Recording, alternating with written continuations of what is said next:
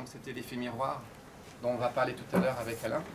À la fin de ce livre-là, on a décidé avec Ève de demander à chacun de nos auteurs de la collection poétique, est-ce qu'ils ont des pistes d'autres auteurs avec lesquels on pourrait poursuivre la collection. Avec l'idée, c'est que de livre en livre, il y a une sorte de cohérence qui apparaît, puis de complexité un peu aussi. Voilà. Donc de l'effet miroir, Alain il nous a proposé de faire le livre de Guy Cabanel.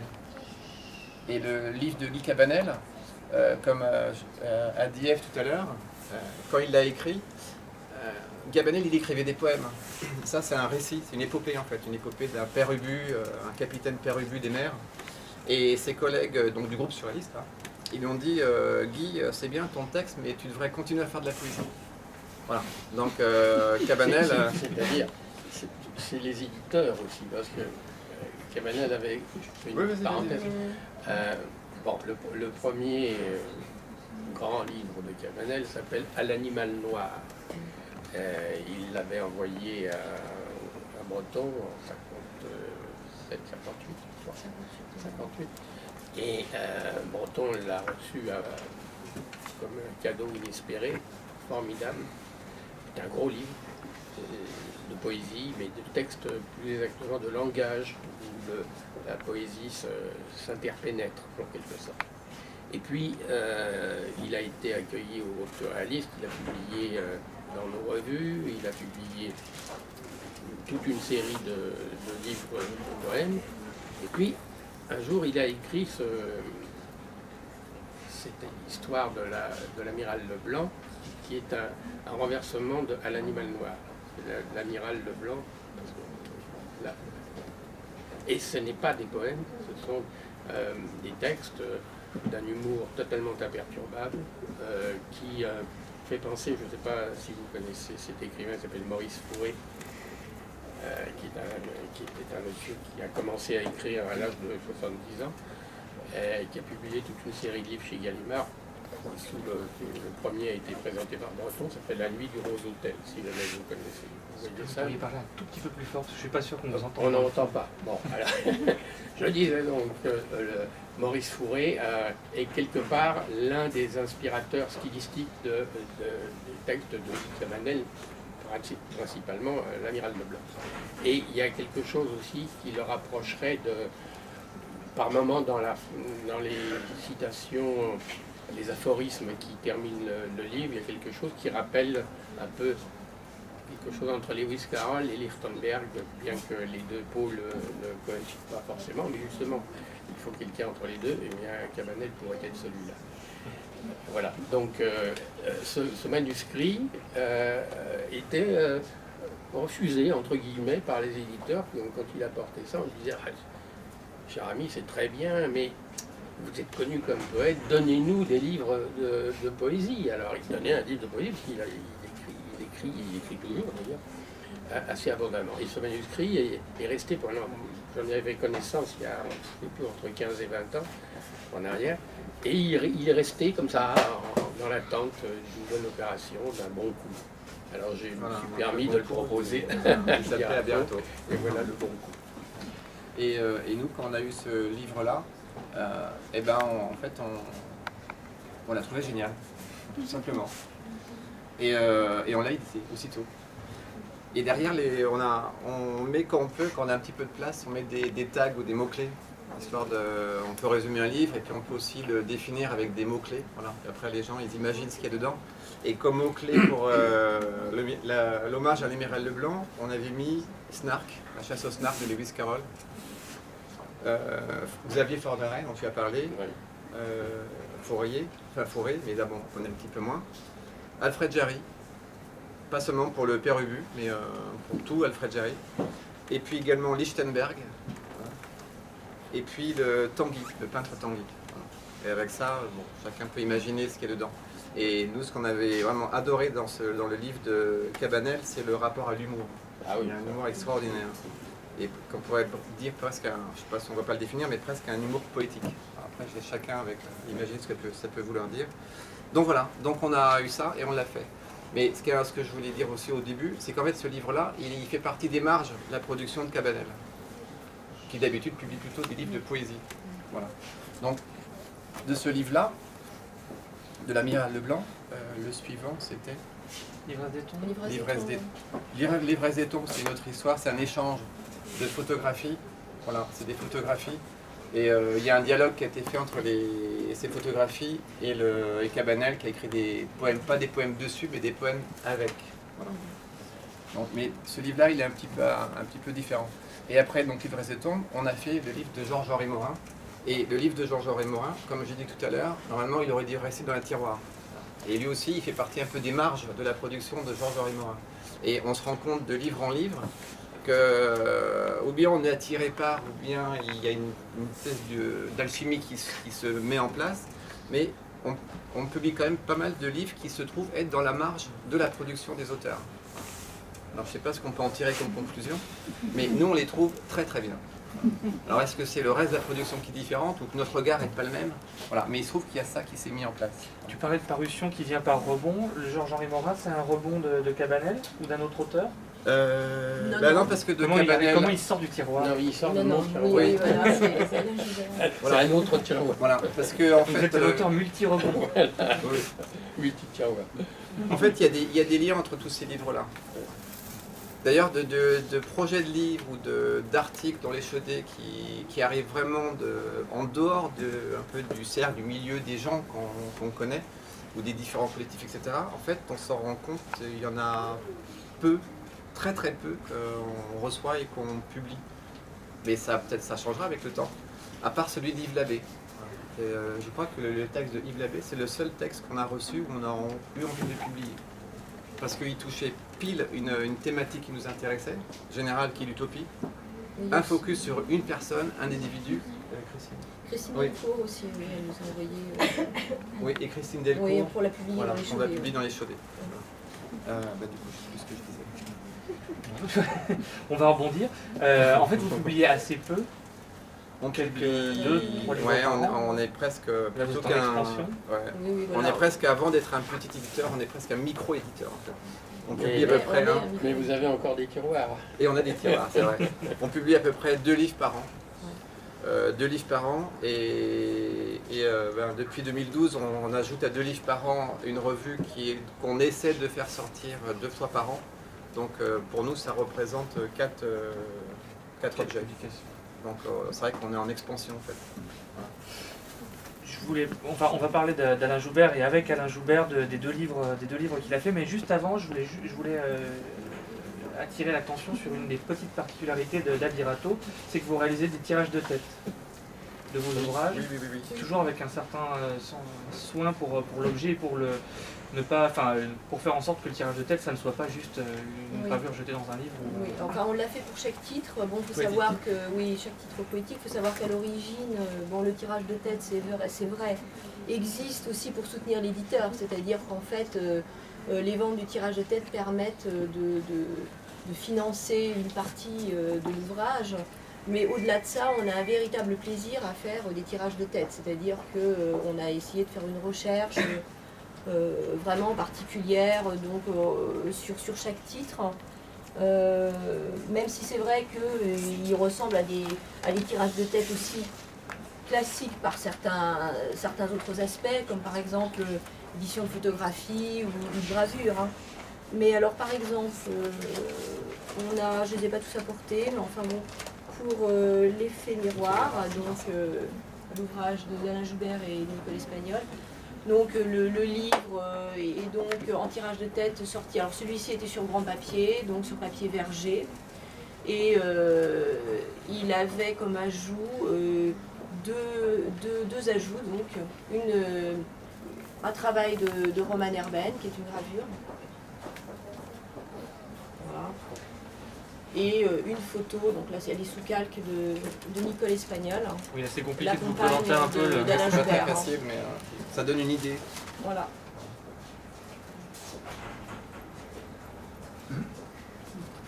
Voilà.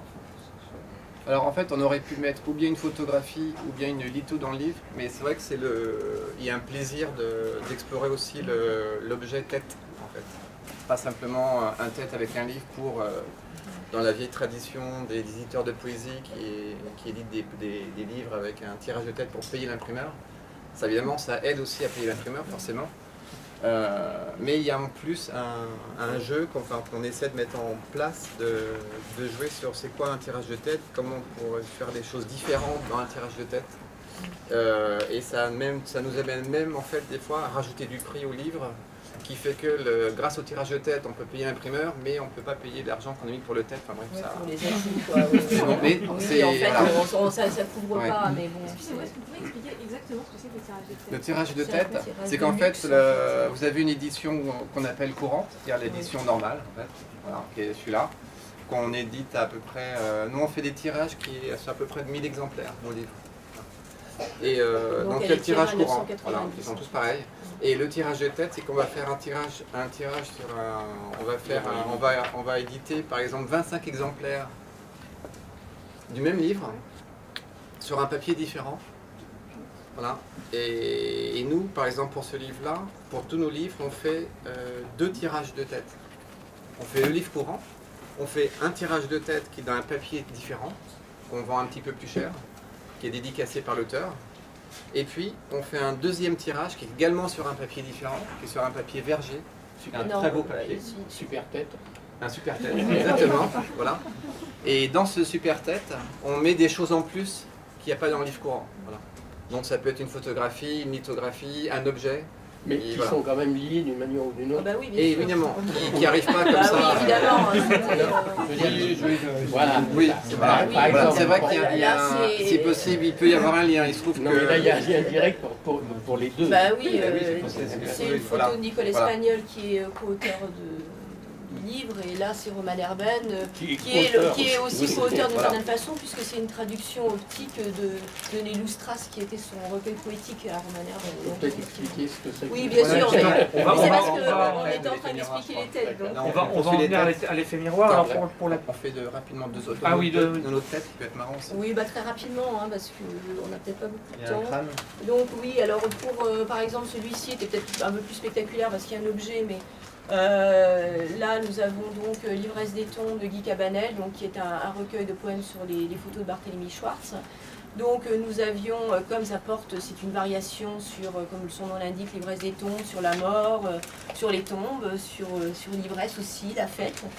On avait donc créé comme objet, voilà, un marque-page avec un crâne en os et puis une tige en os aussi. Donc voilà. Et il y avait également une photo. Et ben, je vais le dire. Et autrement, le deuxième ajout, c'est une photo sur tirage barité, donc voilà, de Barthélemy Schwartz. Voilà. Encore lui. Elle est petite. Donc voilà. Mais autrement, l'autre ouvrage qu'on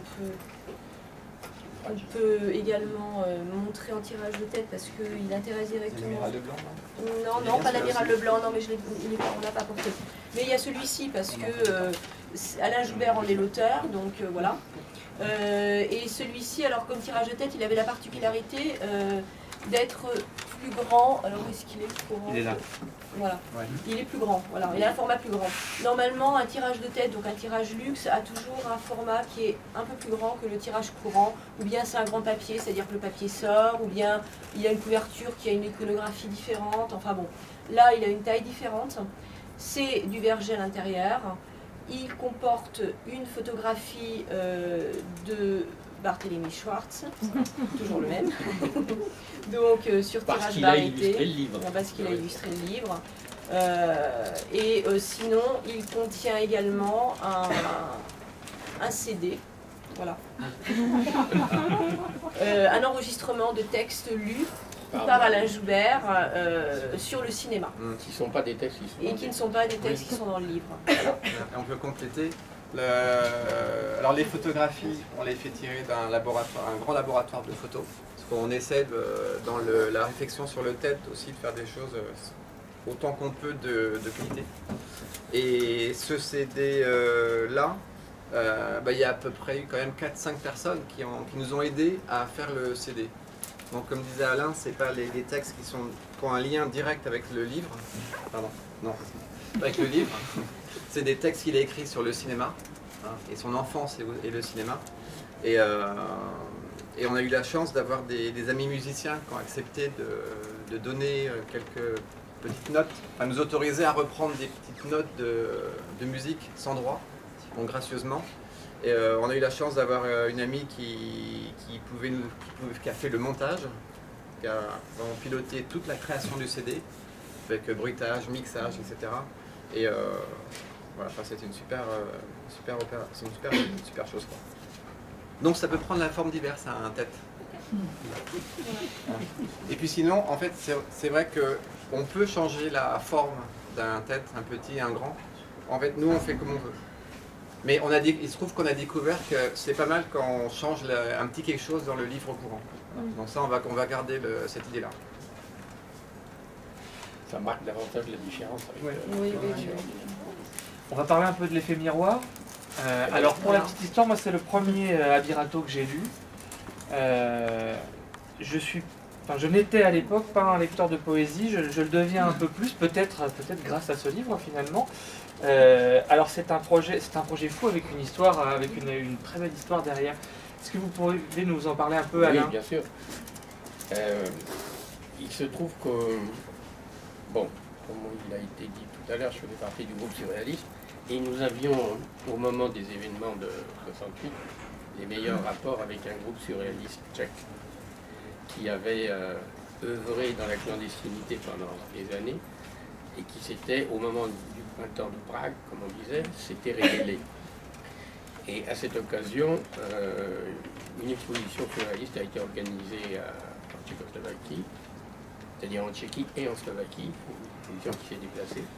Et nous avons rencontré beaucoup de membres de ce groupe surréaliste, dont un personnage s'appelait Roman Erben, qui s'appelle toujours Roman Erben d'ailleurs, et avec lequel certains d'entre nous ont eu des rapports amicaux plus immédiats. Arrive l'invasion par les chars russes et compagnie de la Tchécoslovaquie. Toute une partie des membres de ce groupe surréaliste quittent leur pays, viennent en France ou en Allemagne, certains. En France, par exemple, nous avons eu Petr Kral, dont le nom vous est peut-être familier, parce qu'il a quand même pas mal publié en France, et Roman Erben, qui lui-même, après, est parti en Allemagne. Un jour, ma compagne, Nicole Espagnol, qui est décédée maintenant, et moi, nous recevons de la part de Roman Erben un petit livre. Il faut savoir que Roman Erben est non seulement un poète, mais également un peintre, un dessinateur. Et on reçoit ce petit livre en tchèque. Impossible d'en apprécier le contenu. Alors un beau jour, nous décidons, ma femme et moi, d'en faire une traduction optique. Alors, on ne connaissait pas un mot de tchèque, alors on prend le livre, et puis, en se renvoyant la balle l'un à l'autre, on interprète les sonorités des mots qui passaient sous nos yeux, en s'appuyant aussi un peu sur les illustrations, puisque ce petit livre était abondamment illustré. Donc, en jouant sur les deux tableaux, on fait une traduction optique complète du livre, et on était très contents. On envoie ça, comme ça on pouvait le lire au moins. Et on envoie bien sûr cette traduction à Roman Erben, qui était absolument ravi. J'ai jamais su s'il avait... on n'a jamais su si on avait approché ou pas, par moment, la réalité de ce qu'il avait écrit, ou si c'était vraiment radicalement différent. Toujours est-il qu'il était très content. Et puis, bon, la chose s'arrête là, c'était pas du tout destiné à la publication. Et des années plus tard, dans la foulée des rencontres que j'avais eues avec Barthélemy Schwartz, si je peux dire un mot. Vas-y. Alain, il a écrit et donc publié un livre en 2002, je crois, 2002, hein, sur le mouvement surréaliste. Je ne sais plus le titre exact. Le mouvement des surréalistes ou le fin mot de l'histoire. Voilà. Et ça raconte le groupe surréaliste du temps de Breton, après la guerre. jusqu'à la fin du groupe surréaliste dit officiel, si on peut dire ça comme ça. Par autodissolution. Voilà, donc en fait à peu près des années 50 jusqu'en 69. Donc ça raconte le groupe surréaliste quand il y avait Breton, ça, et Perret, très important. Ça raconte l'histoire du groupe quand Perret n'est plus dedans, ce qui se passe. Et ça raconte la suite du groupe surréaliste quand Breton n'est plus dedans non plus. Voilà. Donc il a fait ce livre-là. Et moi j'ai fait un article dans Le Monde Libertaire sur ce livre que je trouvais très très bien, donc j'ai fait un article dessus. Et puis c'est comme ça qu'en fait les liens s'est fait. Voilà. Exact. Et à ce moment-là, avec Alfredo Fernandez, avec qui on avait fait ce livre-là, donc Alfredo Fernandez, il participait à ce moment-là au collectif Abirato, il participait aussi à la revue Oiseau Tempête. Et à ce moment-là, on cherchait à faire autre chose que des livres de critique sociale. On a toujours été attiré par critique sociale et création, et on voulait concrètement faire plus de choses dedans. Et donc on a imaginé l'idée qu'on pourrait faire une collection qui ne serait pas une collection de livres de poésie, mais une collection d'approches poétiques. C'est-à-dire qu'en fait, ça peut prendre n'importe quelle forme. Ça peut être un poème, ça peut être un texte, ça peut être un rêve, ça peut être quelque chose qui ne se publie pas, qui est échangé. Voilà. L'important, c'était de travailler sur l'idée, c'est quoi une approche poétique aux choses, au monde, aux gens. Voilà. Donc, on a contacté Alain Joubert, on lui en a parlé, et spontanément, il nous a proposé ce livre. Voilà. C'est-à-dire, j'ai pensé à ça tout de suite, parce que ça me paraissait rentrer directement dans le projet. Ça rentrait exactement dans le projet. Donc, alors évidemment, j'ai sorti ça d'un troisième tiroir. Voilà, encore un tiroir. Donc toujours, il y a toujours un petit côté, c'est vrai, les marges aussi des productions que font les gens. Ouais. Voilà. Et ce projet, il nous intéressait vraiment, c'est vrai, tout de suite, totalement. Avec un inconvénient quand même, c'est que donc on a repris en vis-à-vis la brochure tchèque, et puis en miroir, donc l'équivalent dessin à l'envers, et puis le texte optique. Mais évidemment, faire un livre de traduction optique, qui par définition veut dire qu'on n'a pas la traduction du tchèque, et que le texte français est un peu différent aussi de ce qu'a voulu dire l'auteur, c'est pas très facile à diffuser, expliquer, à montrer aux gens. Mais bon, il fait son chemin, il se diffuse, etc. Il y a quand même deux lettres. Et, Oui, voilà, il y a oui, augmenté t'as raison, de lettres, ça t'as raison. c'est ce que j'ai D'ailleurs, je suis revenu. Voilà. Et si je voulais juste dire un truc. Bon, c'est pas grave. Ouais. Donc, on a rencontré Alain et on a dit c'est une super idée, on va faire quelque chose comme ça. Et puis, oui, c'était l'objet aussi qui nous intéressait. Parce que c'est un objet en fait. Oui. C'est plus un objet qu'un livre finalement. Même si. Parce qu'on n'a pas la totalité de ce qui est écrit dedans. Voilà. Et c'est un jeu. Voilà. Donc, on a dit si, on va le faire. Alors, on va essayer de voir si Roman Herben, il est toujours là. Où est-ce qu'il est? Voilà. Et il se trouvait que moi, Eve, on a des amis à Prague. Et on les a contactés, on a discuté avec eux. Et on a retrouvé la trace de Roman Herben qui était en Allemagne. Parce qu'en fait, quand Roman Herben il est rentré, donc en 68, il a été à Paris. Il a rencontré les surréalistes parisiens avec ses amis surréalistes tchèques. Après, il fait partie des Tchèques qui sont retournés à Prague. Ensuite, il y a eu les Russes qui sont venus. Et comme beaucoup de gens qui diffusaient des idées, qui n'étaient pas dans la norme, qui étaient en train de se faire mettre en place, donc il a perdu son travail, il a eu des dépressions, enfin bon, c'était assez terrible. Et il a quitté la Tchécoslovaquie. Et après, il a vécu en Allemagne, voilà.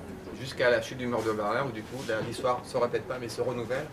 Et maintenant, il a dû revenir ou bien à Prague, où il fait des va-et-vient, voilà. La vie a changé. Ce qu'il faut peut-être préciser, c'est que ce qu'il avait fait là, cette brochure avec les dessins, était destiné en fait à une exposition qui devait avoir lieu à Prague, à la veille du débarquement de Charles. Donc la chose a été mise sous le boisseau et c'est comme ça que c'est arrivé, vierge de publication. Donc on a retrouvé le contact de Roman Herben. On a proposé, alors déjà nous, il fallait qu'on contacte Roman Herben pour lui dire qu'on voulait faire ce livre, est-ce qu'il était d'accord? Donc on a accompagné notre lettre à Roman Herben, on a invité Alain à écrire une lettre à Roman Herben, voilà, de retrouvailles, et puis lui exposer le projet, lui rappeler aussi ce qui avait été fait, voilà, qu'on lui a envoyé. Et on a reçu une réponse de Roman Herben qui était enchanté. Voilà. Et pour parfaire ce livre-là et aussi l'histoire de ce livre-là, on a publié en introduction la lettre d'Alain Joubert et en postface la réponse de Roman Herben. Et la lettre d'Alain Joubert a été traduite en tchèque pour quelques Oui, exemplaires. pour la diffusion la à Prague. diffusion, oui, Voilà. à Prague. Et du coup, ça a été l'occasion aussi de demander à Roman de faire une édito spéciale Oui, pour voilà. les Ouais, ouais. fameux exemplaires de texte. Ouais, ouais, ouais.